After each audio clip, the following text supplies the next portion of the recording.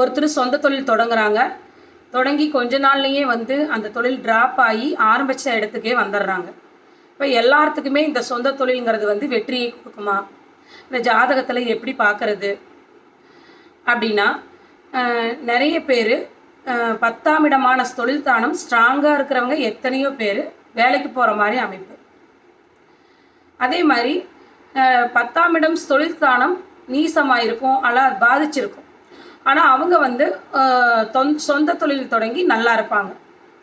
இப்போ இதுலேருந்து நம்ம என்ன தெரிஞ்சுக்கிறது அப்படின்னா, என்னதான் நம்ம தொழில் ஸ்தானமான 10ஆம் இடம் ஸ்ட்ராங்காக இருந்தாலும், சனி காரகன் ஸ்ட்ராங்காக இருந்தாலும், அதற்கு தகுந்த மாதிரி தசாபுத்தி நடந்தால் தான் அந்த தொடங்குற தொழில் வந்து வெற்றியை கொடுக்கும்.